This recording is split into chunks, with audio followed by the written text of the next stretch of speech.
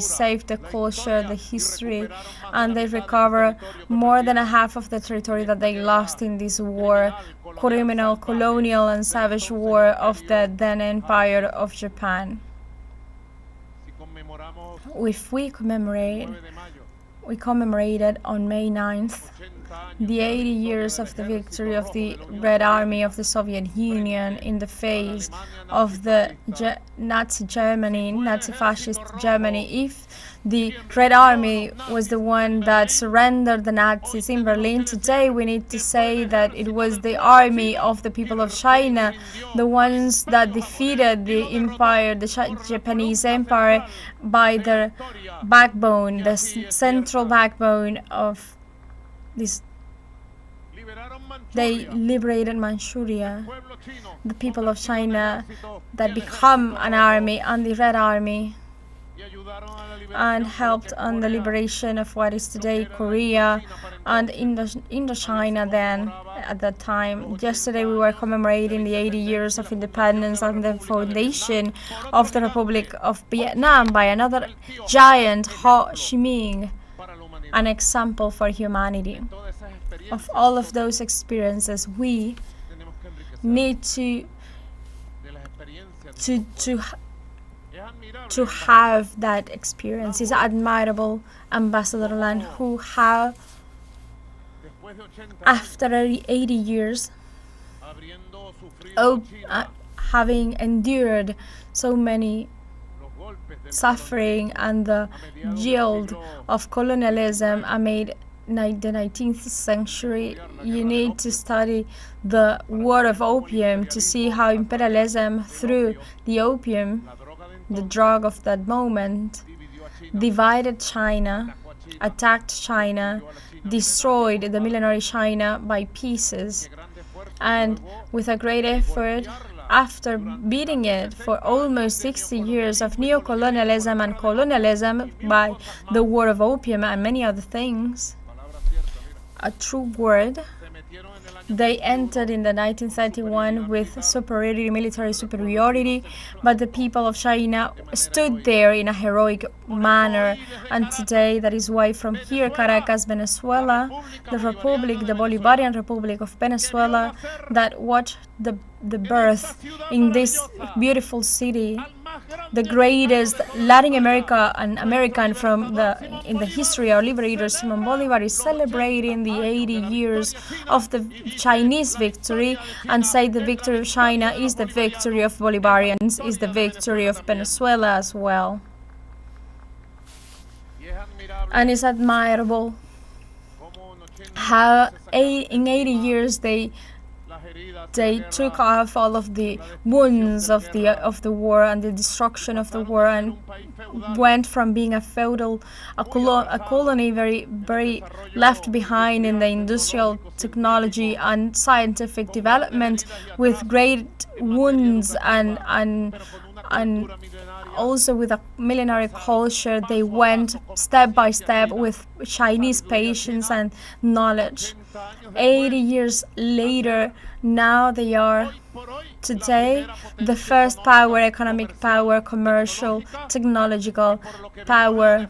And as we could see in yesterday's parade, a military parade in Beijing, it looks like China is today the first military power of the earth, of the planet Earth, a power that is sister and without imperialist visions nor colonialist visions and slavery visions as well. All of the powers in the past centuries, all of them were colonialist. And the powers, the European powers that today exist, have the supremacist ideal, and they believe they are superior from anyone else, and the idea that we are their slaves and we need to be their colonies. It is admirable, the advancement of our greatest sister China, that needs to be an example for all of the effort of our country, because Venezuela, on the path of the revolution, the socialist revolution of the 21st century, Venezuela on the path of the Bolivarian project, Venezuela, following the legacy, immortal legacy of Commander Hugo Chavez, sooner rather than later, needs to be recognized in South America also as a power of economic development, social education, technology development, with our own achievements, with our own efforts. Today, imperialism launches a new attack. It's not the first and it's not going to be the last one. It is just another attack, and Venezuela is standing still and stood. And Venezuela is going to remain on foot with firmness, severity, with faith in victory and at peace in a national union of all of its people, of all of its military forces, of all of its police forces. We are people of good. We are people that love loves peace, and I want you to know we are warriors as well. Fierce when they disturb our country, our history, and our rights. This land belongs to the Venezuelan people, women and men, and no one, no traitor, no empire will be able to damage our sacred land. That was the legacy of our liberators. What a beautiful uniform you're wearing. It reminds us of Sucre, Bolivar, Ambassador Lanhu. This uniform you see here, these faces you're seeing are similar, are the same ones of 200 years ago. Young men and women that toured South America, bringing freedom, victory after victory, battle after battle. 200 years ago, at this very same time, young men and women at the Sucre's army, they were founding Bolivia. That's the greatest history that at the moment was betrayed, but is the greatest history that was reborn with Commander Chavez. That's the greatest history that has come back and will never leave. The glory times have come again.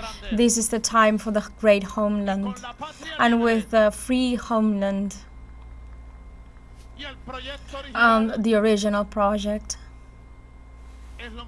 is the greatest from here, Caracas, beautiful Caracas, that was just being burned, and fill us with inspiration from this Caracas that is at peace, freedom and rebellious. We can say from here, President Xi Jinping, my dear friend, older friend, people of China, from this Caracas, free, rebellious, sovereign and Bolivarian, we say here we are gifting you this monument, this monumental square, as a homage to the 80 years of the victory of the people of China against fascism. Long live to the victory of the people of China. Long live to the friendship between China and Venezuela. Long live to the human homeland. Long live to peace and life. You're authorized. Go ahead.